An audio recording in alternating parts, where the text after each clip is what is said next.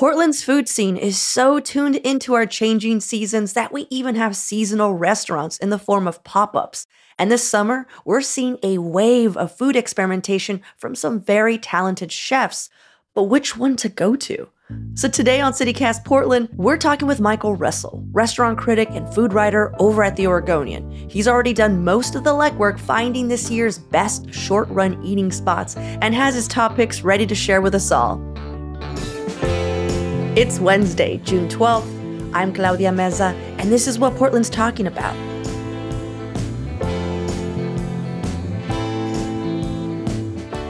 I feel like summer is the season of pop-ups, of restaurant pop-ups. I don't really think I see them that much in the winter. I don't know what it is about the summer.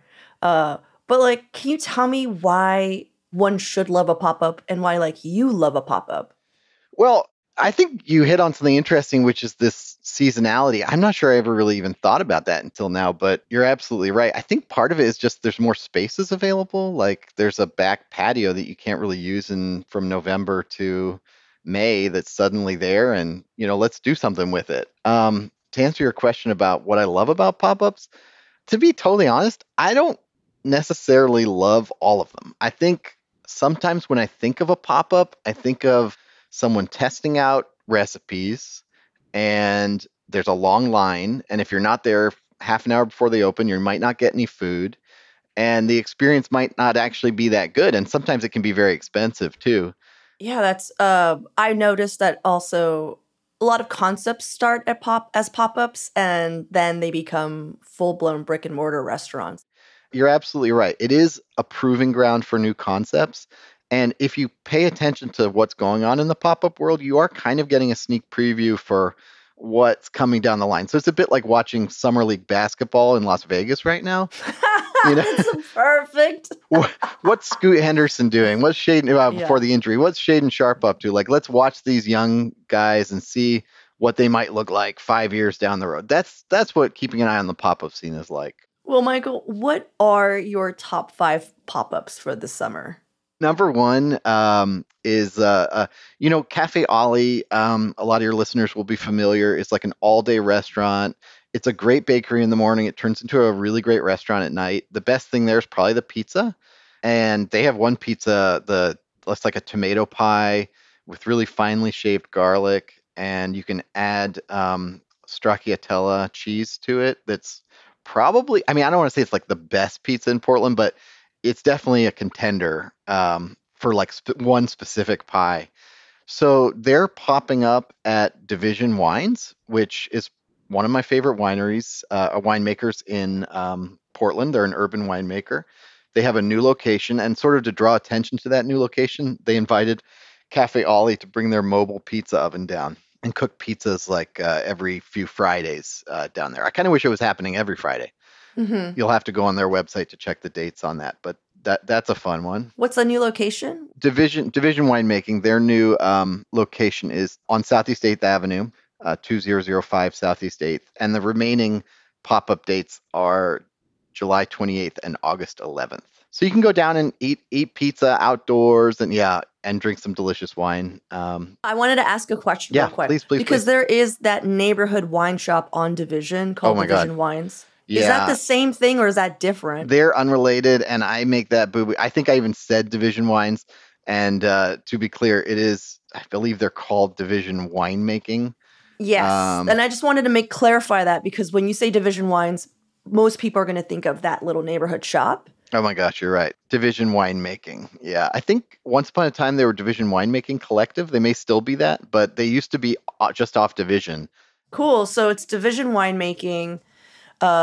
Is opening a new space in Southeast, not Division. And nowhere near Division, yeah. What's another pop-up that you would recommend? Yeah, absolutely. So the next one, so my favorite summer pop-up from last year was called Paradise Mariscos, and it was a seafood pop-up behind the torta restaurant called Guero, and they did ceviches and interesting stuff, flautas that were all super delicious.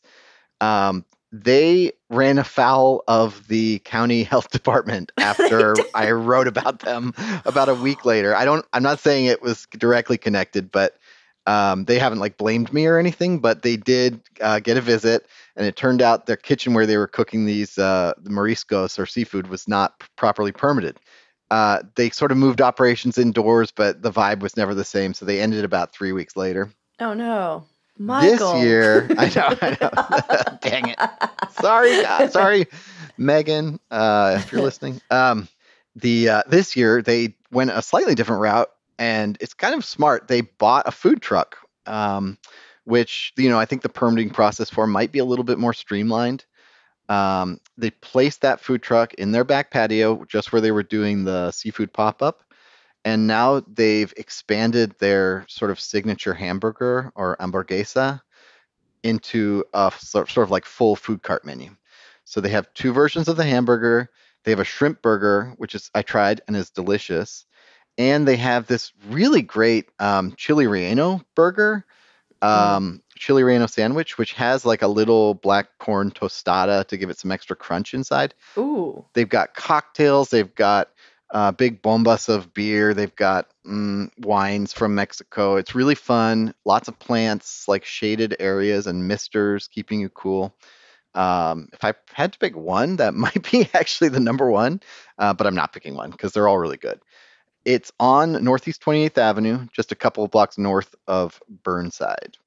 You just said Mexican wines, and I just love that Güero is actually representing, because Mexican wines, I think for a while, were the butt of the wine, industry. They were just the butt of jokes. They were just like, oh, wine in Mexico, it can't be good. And it's like, well, let's talk about who makes the wine up here. Right. Mainly Mexicans. Right. So right. then Who does the work? Yeah. Who does the labor?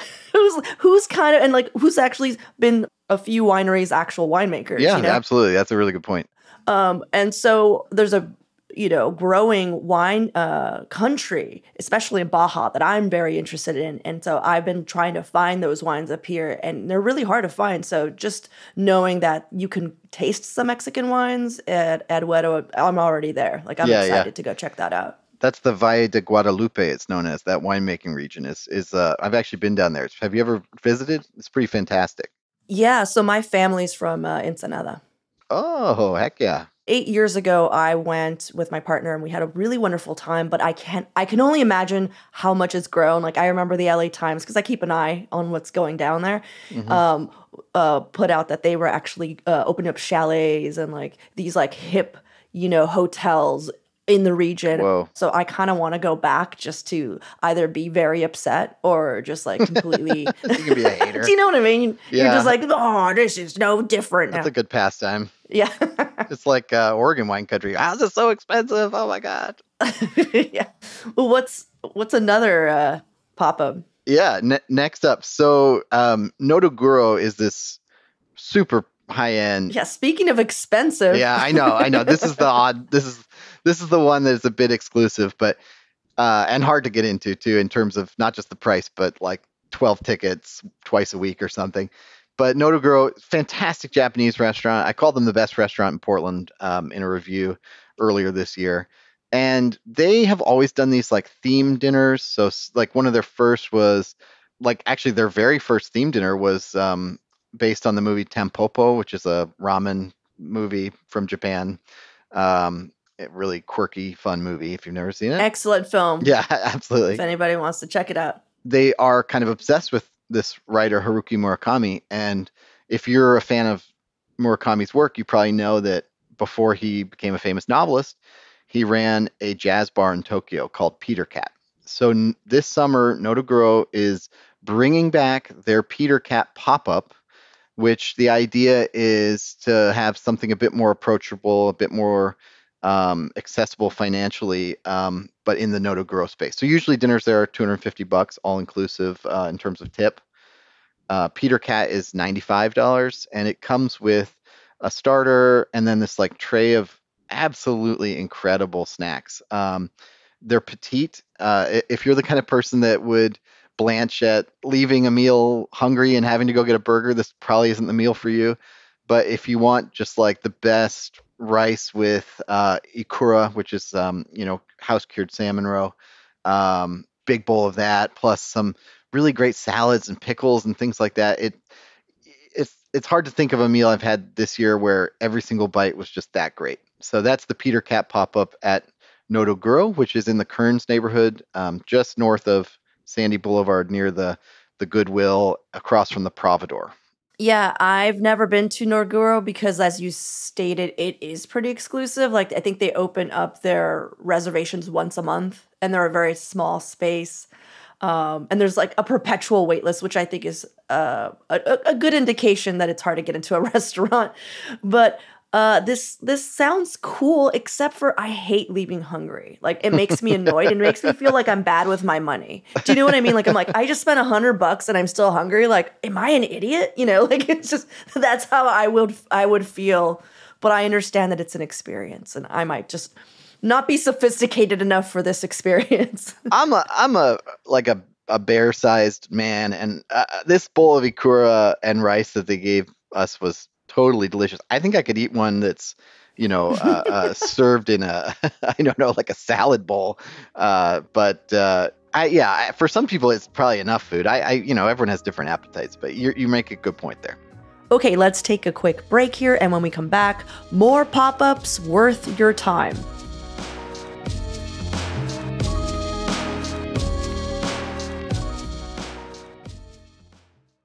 All right, Michael, what else you got?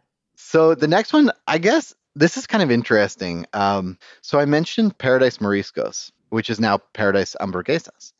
But Paradise Mariscos, even though it comes from the Huero people, they hired a chef named Adan Fausto, who has an interesting resume. He cooked at fine dining restaurants in New York and San Francisco. He's from LA originally. He ended up becoming like the private chef for Tim Cook at Apple for a while, and then left that to move to Portland. And he was doing the seafood there, and he is back this year, but no longer in that back patio. He's doing more of a traditional pop-up, what we think of. He's actually popping up around town, various places, with something called Tacos con Onda. And that, as someone with family in Ensenada, you'll realize this is carne asada tacos in the style that you will find in Baja California and various other states along the northern border of Mexico, made with steak cooked over mesquite wood and served in a flour tortilla. So that's not a very Ensenada thing at all. That's a very border town. Like, that's Mexicali for sure. No, you make a good point. I was thinking of the one I had in Rosarito. Yeah, no, it's okay, because I was just like, it's hard to find flour unless you go to like a restaurant that's like built for Americans. No, you're right. Rosarito's way north. If I get a fish taco in Ensenada, they're not going to be like, oh, do you want a flour? Or they're just going to be like, you're eating corn, because that is what I have. That's a very good point. So further north in Baja, even along the coast, there's a place in Rosarito called El Yaqui, which makes like probably the best taco I've ever had in my life. And it's exactly this style. Flour tortillas, steak cooked over mesquite, and they serve it with like a avocado sauce, which is delicious. Ooh, delicious, yeah. So Adan's family on his dad's side is from Mexicali. And so he went down there and he studied how to make flour tortillas in Mexico City and along the border. And he's a very passionate guy. And but anyway, so Adan is doing this Tacos con Onda pop-up at 2 locations right now. Hungry Heart Bakery in Montevilla on Thursdays and Fridays. And then the Woodsman Tavern has this like back patio that I didn't even know existed. And he's popping up there on Sundays. And you can go give it a shot. That's so cool. Yeah. I want to go. Yeah, I hear that it's homemade flour tortillas, and I feel like those are the ones you want to eat.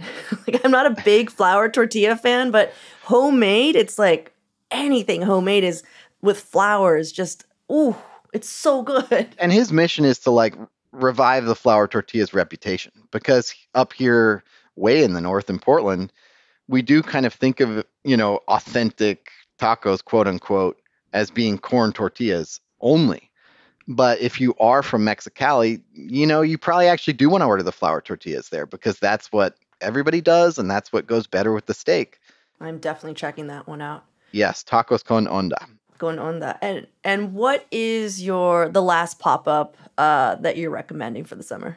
Okay, I haven't had a chance to go to this one yet, but I went a couple years ago to Palomar, which is a Cuban Miami style bar in Southeast Portland. It's so cute. It's Yeah. so the branding is yeah. I hate Adorable. to. I'm almost like bad mouthing them by saying it's branding, but it's branding and it's amazing.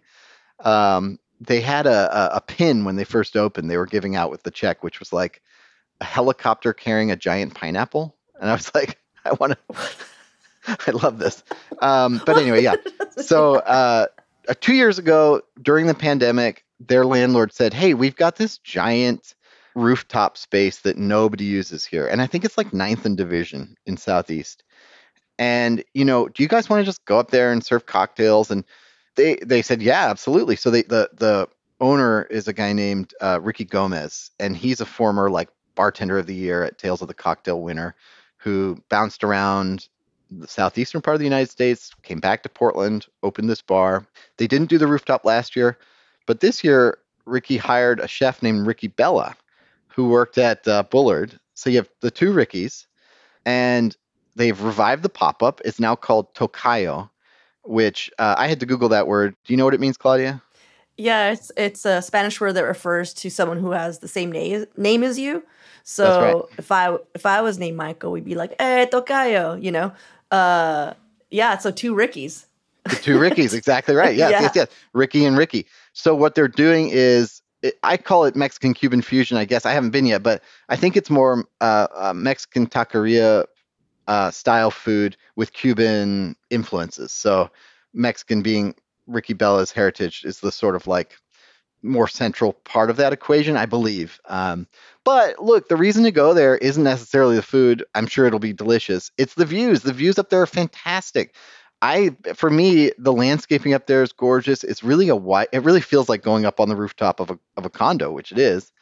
I prefer it to the little nooks at Departure, or like some of the Southeast Portland rooftop bars. You're like right next to the HVAC unit and you can't even hear yourself talk. Yeah, like, totally. Portland's not good at rooftop bars, let's be honest. Yeah, check it out. Whether you're my Tocayo, whether you're a Michael or not, you'll probably enjoy it. And especially any Rickies need to go. If your name's Ricky, you have to go to this place. Yeah, their tagline when they were promoting it is, "What happens when two Rickies collide?" It's just so good. In a world where their two Rickies are working together. I love it. I love it. Yeah. I'm so pumped to check that out. Okay, one last question for you, Michael. If you were to do a pop-up, what would it be? I also have one. Ooh, good. So, Michael, I can't imagine you haven't thought about it. All right. So my parents are both from Scotland. My dad's from Glasgow, which is the sort of working class city, very cool town. You may know bands such as Belle and Sebastian that came from there. I've heard of them. And then my mom is from the Highlands, and she was raised on a sheep farm. And I would love to see someone do Scottish sausages here. And we have an idea of what sausages are, like links in America, but things like blood sausage I find totally delicious. And haggis, which we don't think of as a sausage, that's a sausage. I mean, it's like stuff in a casing. So I don't know that anybody wants to get down with haggis because it's like, famously disgusting, but it literally has a reputation. Like, I'm sure most people have never tasted it, but they're like, I've heard that's awful. And then you say blood sausage. I just love your pop-up ideas, Michael. They're terrible. Because you're just like, that's why I'm not doing a pop-up. They're so bad. They're so bad. But look, haggis, your friends who've said that are wrong. Haggis is absolutely delicious. It's all about the spicing. And if you're drunk on the streets of Glasgow at not that late because the bars close early, let's say 11 p.m., you can get like a haggis sandwich, which is like fried up and it's gross but delicious. So yeah, there's my pop-up idea. What about yours? Oh, thanks for asking, Michael. Mine would be, I basically would love a pop-up that's just food based from Ensenada. Oh, because yeah. when you say Baja California, people think Baja. Baja California is huge. So there's just so many different regions. And so my mom grew up in Ensenada, and so we would go there often to visit family. And what Ensenada is known for is their mariscos and their fish tacos, which are very specific. And I've never, ever, ever had one like up here that tasted like that. Nope. And they're so simple and so delicious. And I just wish that like if I could just, obviously not me, but like in this world, right, where I create pop-ups, if I could nail that, I think that it would go, gangbusters. People would be so stoked. My favorite fish taco that I've ever had in my whole life comes from Ensenada. Like, there's something about that good corn tortilla, that super crunchy fresh fish. And just cabbage. Oh my God. Just the crunchy little cabbage on top. Why can't anybody do it? No offense to anyone doing it in Portland who's listening, but like to your point, Claudia, I've never had one that good anywhere, including Los Angeles. Yeah, exactly. Same. Are you someone who, are you like Sisyphus? Do you keep trying to find a good fish taco in Portland, or are you like, forget about that? Like you hear about a fish taco pop up, you're like, nah. No, if I heard about a fish taco pop up, I would go. I mean, one of my eyes would be a little squinty, but I would go. I have stopped ordering fish tacos. Or when I order them, I just know what I'm going to be getting, which is not what I want, and that's fine. It'll be a whole new experience, and that's, what did the Buddhists say about suffering, Michael? It's desire. It's wanting something. I stopped wanting fish tacos. So, I mean, if we were going to discuss like, okay, pop-up, like that's what I would want is Ensenada represented. So, that is the birthplace of the margarita, right? I was not aware of that. Well, it's hilarious. The reason I brought that up is because if you go to any freaking bar, no matter when it was open, there will be a placard there. This is the birthplace of the margarita. And you're like, 1994? I don't know, man. Oh, I love that. And it makes me love that place even more. Just get your hustle on. Well, Michael, thank you again. And if anyone's listening out there and they want to start a fish taco pop-up, Michael and I are here to tell you if they're good. You just call us and we will taste test for them. And we will tell you 1 to 10 how close they are. We won't tell you if it's good. We'll tell you that it's bad. How about that? No, I'm kidding. Keep trying, guys.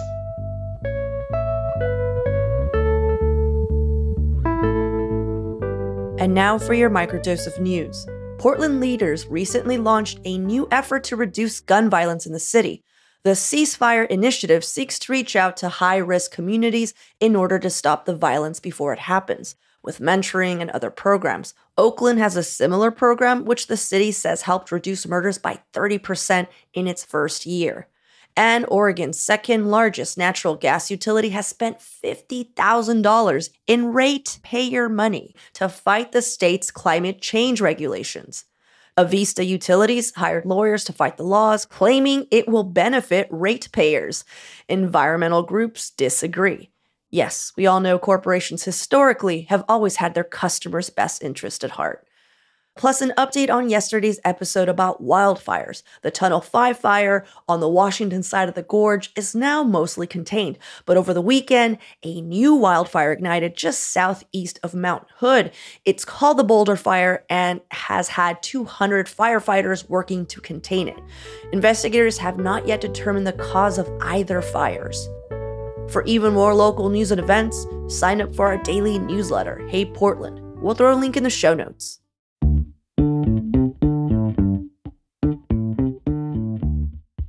That's all for today here on CityCast Portland. Thank you so much for listening. We'll be back tomorrow morning with more from around the city. Until then, see you at Slim's.